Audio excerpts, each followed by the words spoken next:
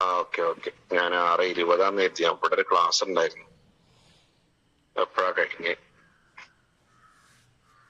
അസ്സലാമു അലൈക്കും വറഹ്മത്തുള്ളാഹി വബറകാതുഹു. ബിസ്മില്ലാഹിർ റഹ്മാനിർ റഹീം. അൽഹംദുലില്ലാഹ് വസ്സലാത്തു വസ്സലാമു അലാ റസൂലിൽ അമീൻ വഅലാ ആലിഹി വസ്സഹ്ബിഹി അജ്മഈൻ. ഏറ്റവും സ്നേഹം നിറഞ്ഞ ഫജ്ർ ക്ലബ്ബ് കുടുംബാംഗങ്ങളെ, ആദ്യമായിട്ട് ക്ഷമ ചോദിക്കാണ്.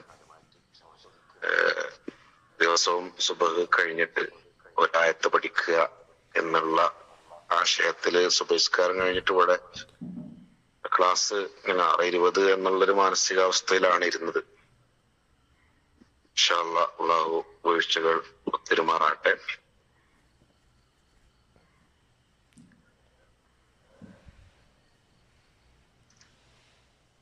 പ്രവാചകൻ നബി സല്ലല്ലാഹു അലൈഹി വസല്ലം എപ്പോഴും സ്വഹാബികളെ ഉണർത്തിയിരുന്ന ഒരു കാര്യമാണ്, ഈ ദുനിയാവ് എന്ന് പറയുന്നത്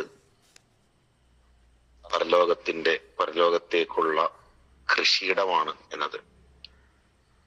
ഇവിടെ വിതച്ചതാണ് അവിടെ കൊയ്യുക എന്ന്. അത് അവിടെ മാത്രമല്ല, ഇവിടെയും നമ്മൾ കൊയ്യുക ഇവിടെ വിതച്ചത് മാത്രമാണ്. വിതച്ചതേ കൊയ്യൂ എന്ന് നമ്മൾ പറയാറുണ്ടല്ലോ.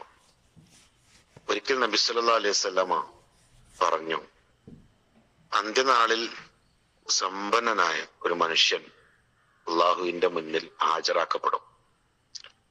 അള്ളാഹു അവനോട് ചോദിക്കും, ഞാൻ തന്ന സമ്പത്ത് കൊണ്ട് നീ എന്താണ് ചെയ്തത്?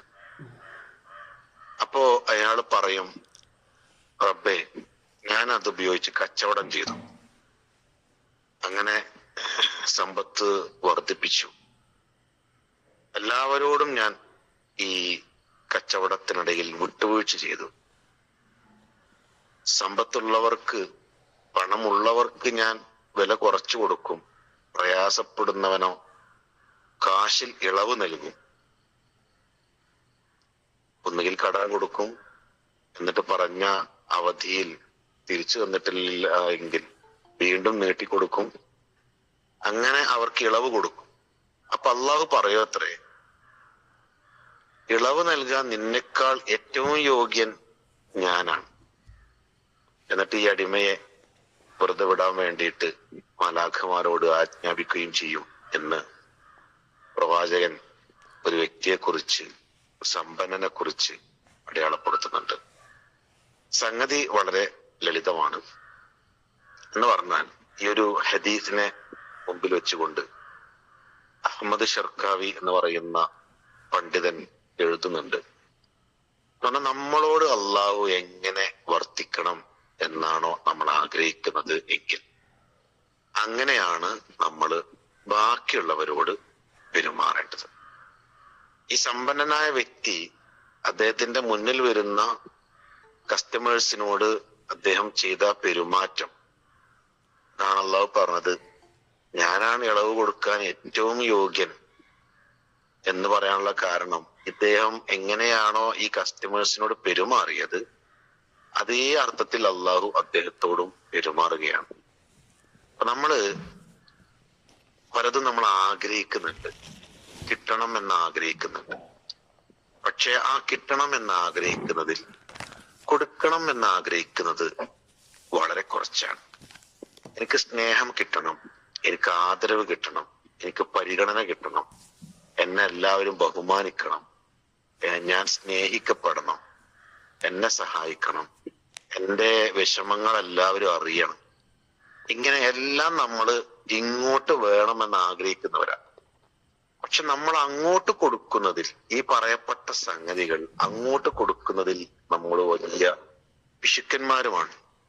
അതുകൊണ്ട് ഇത് നേരെ തിരിച്ചാണ് ഉണ്ടാവേണ്ടത്. അങ്ങനെയാണെങ്കിൽ എന്ത് ചെയ്യും? റബ്ബ് നമ്മോട് അങ്ങനെ പെരുമാറും എന്ന് ആണ് ഇതിലൂടെ സൂചിപ്പിക്കുന്നത് എന്നാണ് അഹ്മദ് ഷർക്കാവി തന്റെ സംസാരത്തിലൂടെ പറഞ്ഞു.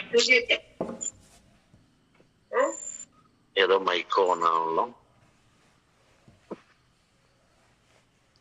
അപ്പോ നമ്മള് ഈ ലോകത്ത് പരലോകത്തും അള്ളാഹു നമ്മുടെ ദൂഷ്യങ്ങള് മറച്ചു വെക്കണം, പരസ്യമാക്കരുത് എന്ന് നമ്മൾ ആഗ്രഹിക്കുന്നുണ്ടെങ്കിൽ